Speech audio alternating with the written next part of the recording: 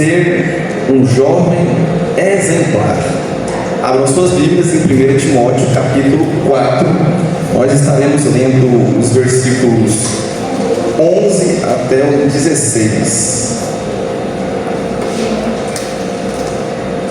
Primeira Epístola a Timóteo, capítulo 4, versículos 11 a 16.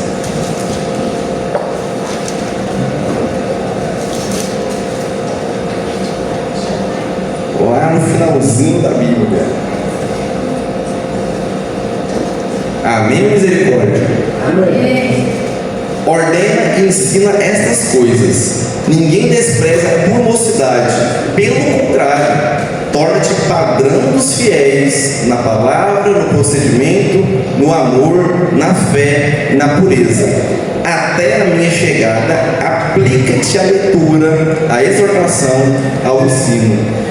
Não te faças negligente para com o dom que há em ti, a qual te foi concedido mediante profecia com a imposição das mãos do presbitério.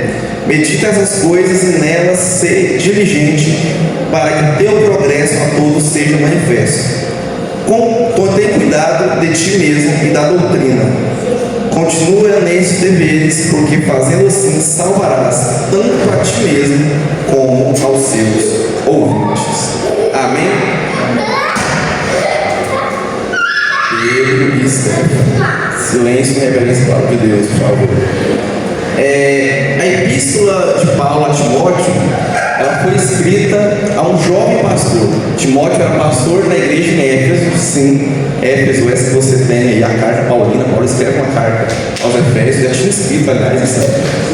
Então, ele escreve instruções para o jovem Timóteo pastorear a igreja, porque ser pastor não é fácil, ainda mais no caso dele, ele era muito novo.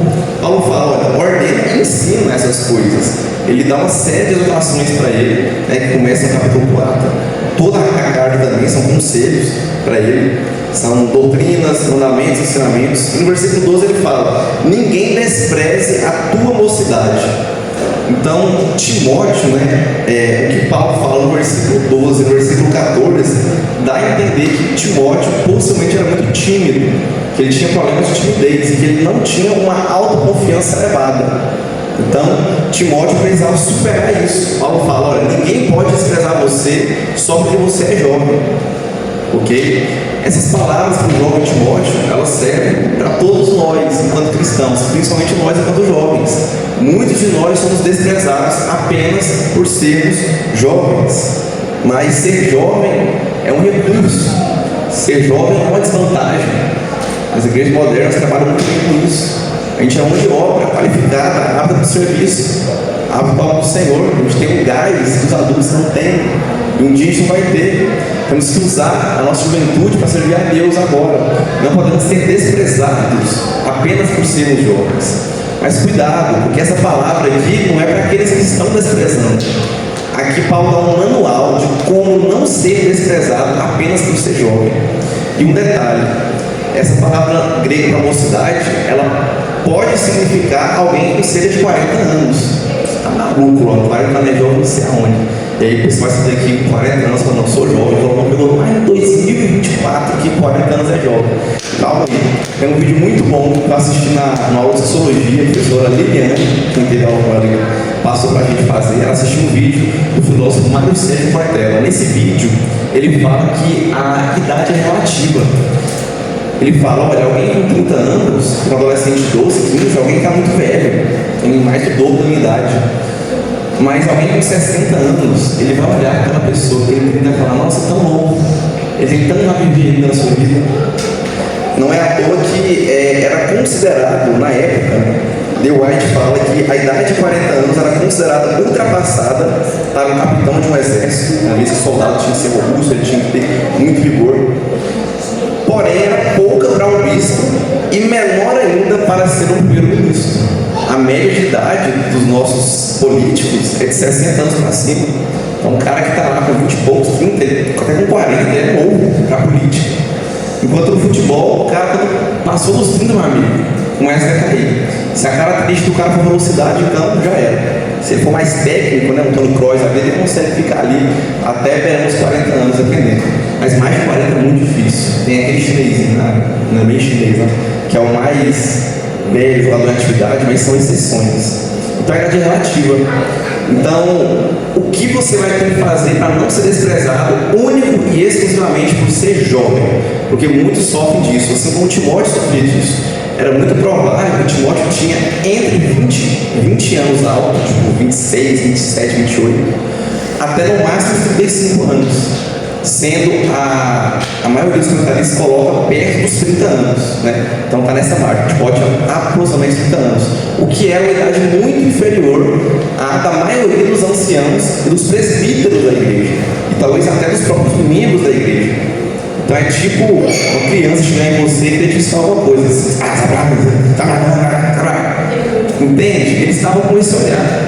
O que importa não é a idade da pessoa, não importa a idade, importa o que Deus está fazendo na vida dela, é o que ela está ensinando. Se Deus está usando ela, Deus pode usar uma criança dessa para falar com você. Uma criança dessa que desafou o microfone, está fazendo barulho aí no fundo, Deus pode usar ela para falar com você. Não despreze, a gente não pode ser desprezado. Então, como que eu faço para não ser desprezado? Seja exemplar, seja exemplo. A continuação, ele fala, pelo contrário, para não ser desprezado, torna-te padrão dos fiéis. Padrão de quem? Dos fiéis. Quem são os fiéis? Aqueles que creem, né? Os que estão congregando, frequentando a igreja, aqueles que creem em Jesus, que aceitaram a mensagem do Evangelho, entendendo que Ele é o Senhor e Salvador de nossas vidas. E a palavra grega para padrão aqui, torna-te padrão, é a palavra tipos, a palavra que a gente conhece, né? A gente conhece a palavra tipo. E essa palavra no grego, ela traz a ideia de uma marca que ela é causada ou por um golpe, ou por uma impressão. É tanto que a gente fala de tipografia, que eram marcas de impressões que eram feitas. Então, um golpe é uma coisa que marca. E ela também é uma imagem, ou ainda um exemplo, ou ainda um modelo de como algo deve ser feito. Também, um padrão de advertência que por si só serve de admoestação para os outros.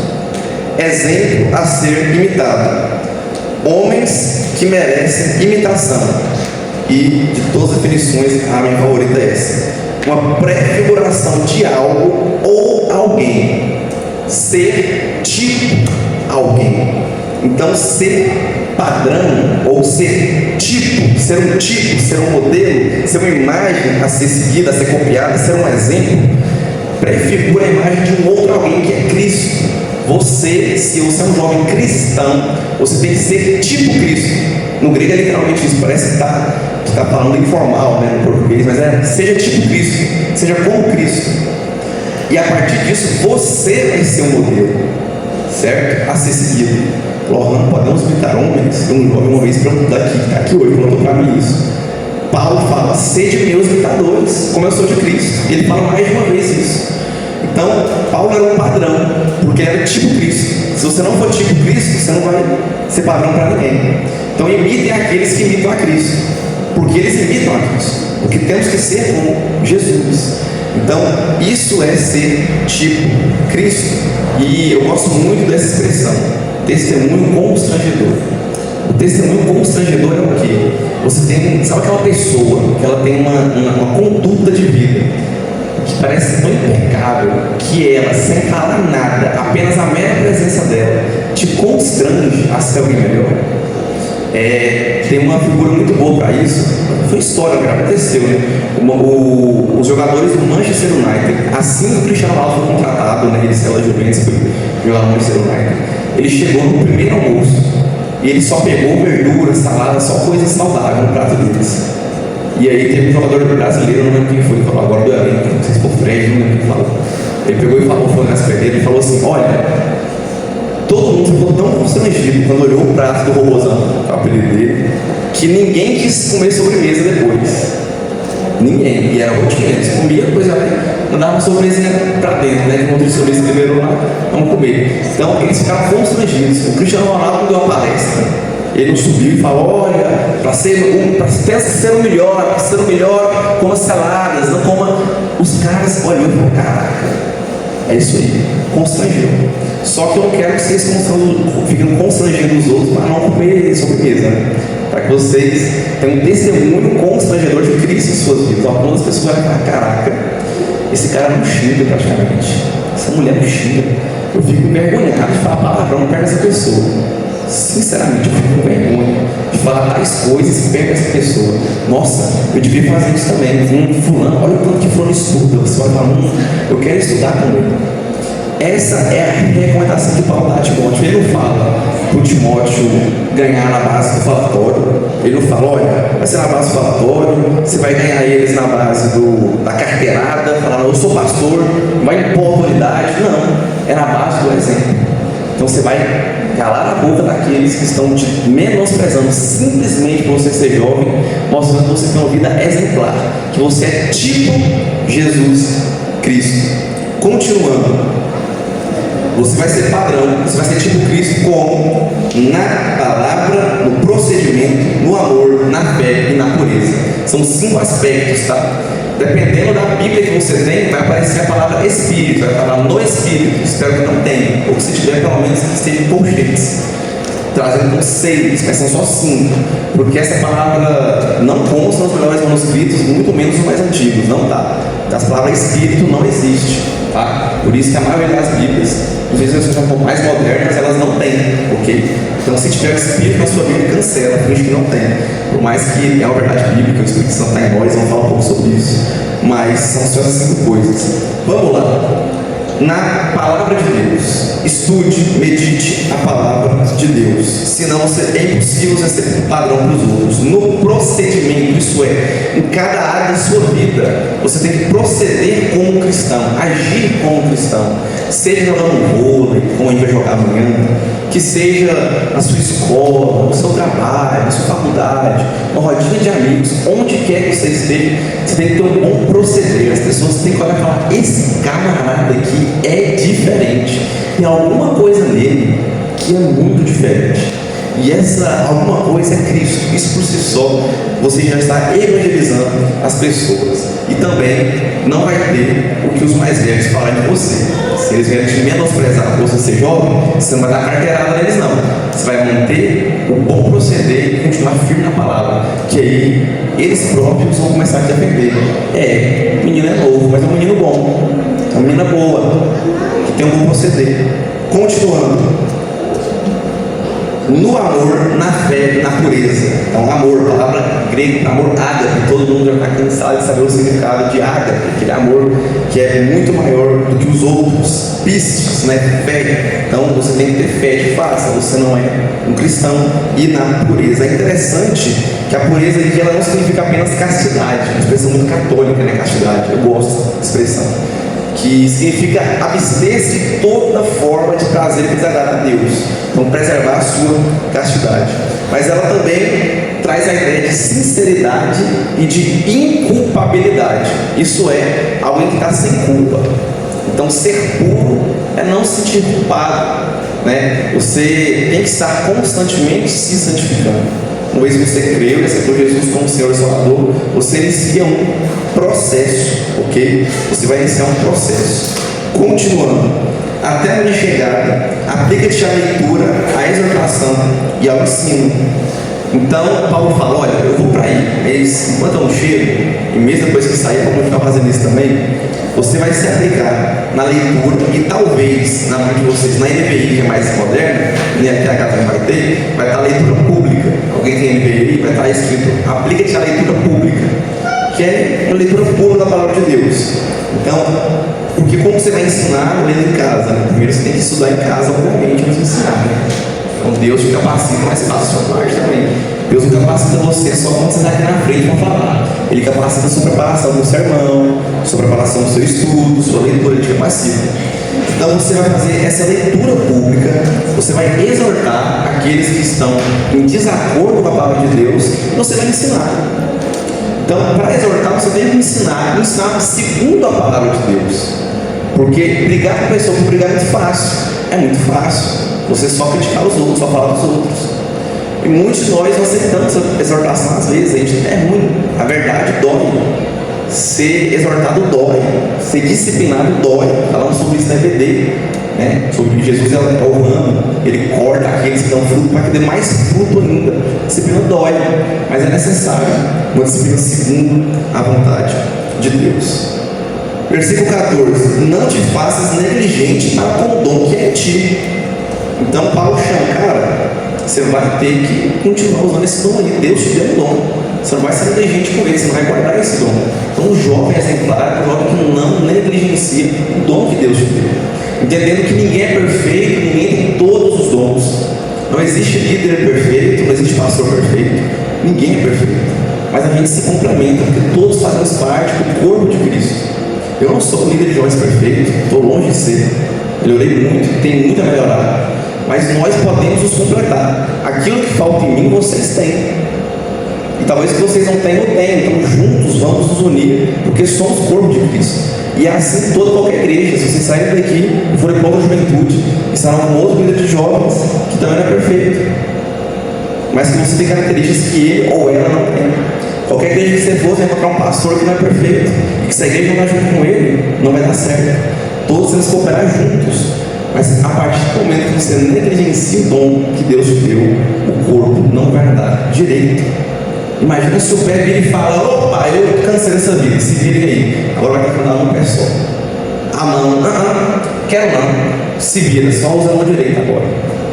A boca, não, se vira aí, Zé, vou falar nada não, caladinho. Nariz, me recuso a sentir cheiros. Como você cresce, não vai sentir o gosto das coisas mais. Então o corpo precisa funcionar. Então não negligencie o dom que é em você. E é interessante que Paulo fala que esse dom foi concedido mediante profecia e com imposição das mãos do presbitério. A imposição de mãos do presbitério, ela é apenas uma simbologia da capacitação que o Espírito de Deus deu para aquela pessoa. A imposição de mãos não tem por si só a capacidade de conceder o poder a alguém. Esse poder já foi concedido de antemão pelo Espírito Santo. Essa imposição de mãos é apenas uma confirmação desse poder que já foi concedido.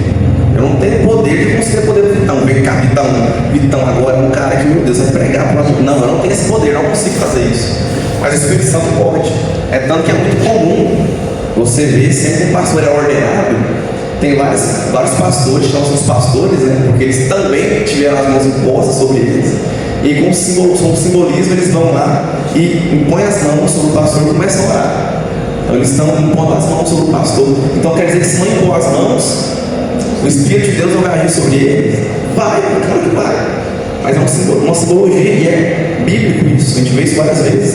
Lá em Atos capítulo 13, versículo 2 a 3, a Bíblia diz o seguinte: e servindo eles ao Senhor e jejuando, disse o Espírito Santo: apartai ou separe para mim Barnabé e Saulo, nosso Paulo, para a obra que eu os tenho chamado.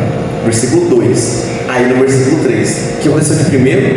O Espírito Santo diz: eu escolhi e separei Barnabé e Paulo para a minha obra. Aí no versículo 3, então jejuando, eles já estavam jejuando e orando, então jejuando e orando mais ainda, e pondo sobre eles as mãos, os despediram ou os enviaram. Então primeiro o Espírito Santo escolheu eles e falou: eu capacito eles para a boa obra, eu escolhi eles, enviem eles. E Deus escolhe a gente como instrumento da sua obra. Ele não precisa da gente, mas Ele nos quer como instrumento. E aí eles impõem as mãos, e Saulo, ou Paulo e Barnabé vão para a sua primeira viagem missionária. Você acompanha a história de Atos 3, Atos 14. Então, primeiro é a capacitação sobre a Espírito Santo, depois a imposição de mãos. E Paulo aqui está relembrando Timóteo o seguinte: cara, a igreja já validou, não no sentido que ela deu esse poder, mas ela aceitou o poder que é em ti. Ela aceitou a autoridade que o Espírito Santo te deu, porque o presbitério impôs as mãos sobre você. É como se fosse a bênção. Imagina você se casando sem a aprovação do seu pai e da sua mãe. Você vai casar todo jeito. Imagina você casando com a bênção. Seu pai falando: não, meu filho, tem a minha bênção, vai lá, a minha é boa, o cara é bom, vai lá. É tipo isso. Então o presbitério já te aprovou. Então não precisa ficar acanhado, não fique vergonhoso. Não negligencie o dom que é em você só por causa disso, ok? Então, quando você foi ordenado a pastor, a imposição de mão deles confirmou que o Espírito Santo te escolheu. Assim como eu fui escolhido um dia, né? Paulo tinha sido escolhido um dia, como eu li aqui no versículo 13. Continuando. Medita essas coisas e nelas seja diligente, para que o teu progresso a todos seja manifesto. Então, aqui, Paulo não está falando de você chegar, sim de você progredir. Paulo está falando para quem já está na caminhada cristã. Paulo não está falando para incrédulos, está falando para nós, enquanto crentes, enquanto servos do Senhor, enquanto cristãos, que já estamos na caminhada. Não pare de progredir, não pare de avançar, continue caminhando, não pare. Ele fala: olha, medita em tudo isso que eu te falei, seja diligente, e o seu progresso vai ser manifesto a todos os homens. E aí, muito cuidado, as pessoas elas devem notar que você está progredindo, mas isso não é para a sua glória pessoal, não é para você ficar se achando, não é para você, tá vendo? Ano passado era assim, agora olha onde eu cheguei, aonde nós chegamos, tem esses memes aí na internet, né? Do cristão, bota lá, não, principalmente quando é em corpo de mel. Então as pessoas têm que notar o seu progresso, porque se ninguém ao seu redor nota nenhuma diferença, meu amigo, tu tá se achando demais. Você acha que melhorou, mas não melhorou. Você vai ver melhor quando as pessoas chegarem em você e comentarem. Porque o ser humano, para contar coisa ruim, eles não pensam duas vezes. Mas coisa boa, a pessoa te olha de longe, te admira e não fala nada. Então, se alguém chega a comentar com você, pode ter certeza, é porque não dá para negar aquilo. Tem pessoas, eu mesmo gosto de fazer elogios, eu não seguro elogio não, sou de falar. Outros raramente falam elogios. A maioria das pessoas não vão falar. 10 pessoas vão ver uma coisa boa e só uma vai falar para você, se é que vai falar. Então, se chegou de falar, parabéns, está no rumo certo. Então, você está progredindo, continue progredindo, continue fazendo a vontade de Deus. É progresso e não chegar. E não busque reconhecimento dos homens. Caminhada é toda para a glória do Senhor. Um dia nós todos seremos glorificados. E isso tem que ser manifestado às pessoas que estão ao nosso redor. A gente está trabalhando no tema Vivendo a Verdade e Mundo Relativo. Se você vive a verdade, as pessoas têm que ver a verdade em você, no seu agir, no seu proceder. Para finalizar, tenha cuidado de ti mesmo e da doutrina. Cuida nestes deveres, porque fazendo assim salvarás tanto a ti mesmo como aos teus ouvintes. Separei um trecho aqui da Bíblia de Genebra. O estudo de Genebra é muito boa e ela é feita por pastores reformados e calvinistas, né, em sua maioria. E é interessante ver calvinista falando sobre isso, é muito bom. Somente Deus outorga a salvação, conforme a gente vê nos versículos 10, capítulo 1, versículo 1, capítulo 2, versículo 3. Mas Ele tem prazer em usar seu povo como instrumento para trazer a salvação a outros. A salvação não é completada quando uma pessoa chega à fé. A bem a verdade, a fé traz justificação e certeza da salvação, mas a fé também inicia o processo permanente de santificação, que continua até a glorificação final do cristão no céu. Deus não precisa te usar, mas Ele quer te usar como instrumento. Detalhe, leitura pública. Como que eles vão crer se eles não ouvirem? Tem que ouvir a palavra de Deus. Como eles ouvirão se não tem quem pregue? Pregue a palavra de Deus. Crer no ouvir, pregue. Deus pode fazer a pessoa acreditar. Deus pode fazer uma pedra falar, um passarinho falar, um muro falar, pode. Mas Ele quer usar nós, a muro aqui, para falar. Ele quer usar nós que tem que falar. Ele quer nos usar, Ele não precisa, mas Ele quer. E isso é graça. Isso é graça. É graça de Deus. Mesmo a gente não merecendo, Deus com a sua graça nos concede isso. Tá bom? Ele nos concede, Ele quer nos usar. É interessante esse comentário da Bíblia de Genebra aqui, que ele fala que a fé traz justificação e certeza de salvação, mas também inicia um processo de santificação, que é permanente. Então o cristão tem que estar constantemente se limpando, se santificando. Isso é progredir na caminhada cristã. Seguir caminhando, progredindo, sempre se justificando. Concluindo, separei 9 aplicações práticas de como você pode ser um jovem exemplar, um jovem segundo o padrão ou tipo que Deus exige. Primeiro, lendo e praticando a palavra de Deus, conforme foi apresentado ao jovem pastor Timóteo. Segundo, mostrando Cristo ao mundo, o seu modo de agir e em todos os aspectos da sua vida. Terceiro, amando. Gente, vou dar uma pausa nesse vídeo, isso que é muito importante. A gente fala tanto de amor, essas coisas mais óbvias, a gente costuma deixar mais pra lá, né?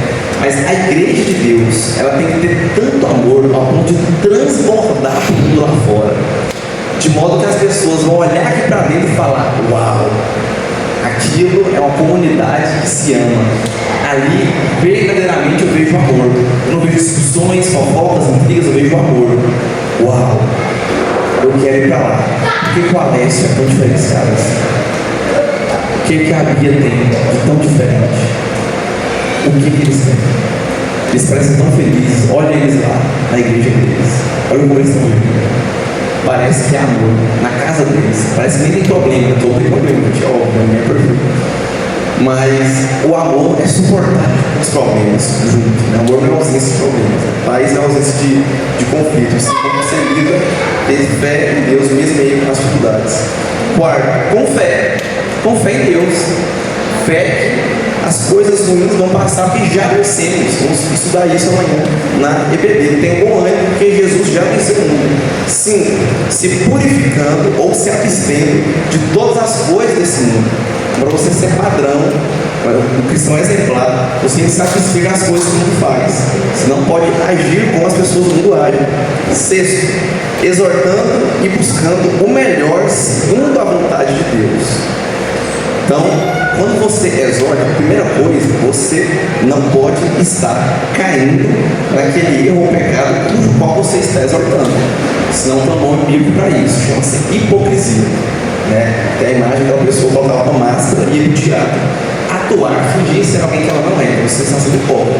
Então, primeiro, você, no processo de santificação, você exorta, mas com a intenção de uma real mudança na pessoa. Para exortar alguém biblicamente, tem que ser com amor, com mansidão e com intenção de ver a pessoa realmente melhorar. Não confunda exortação com injeção de saco. Entendeu? Não confunda exortação com ignorância.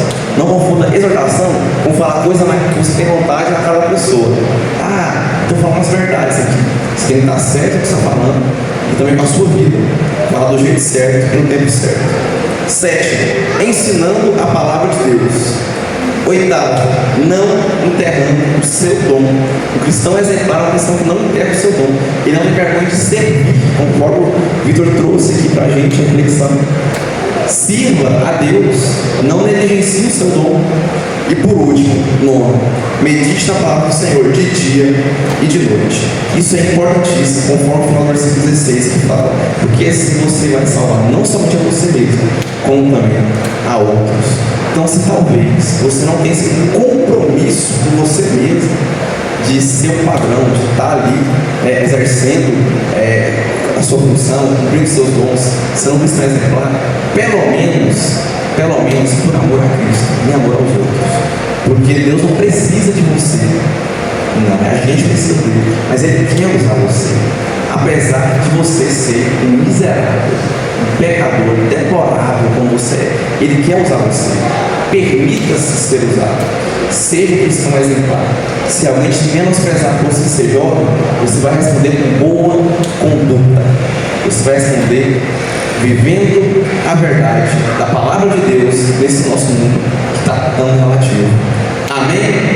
Amém. Vamos colocar de pé e vamos fazer uma oração para encerrar.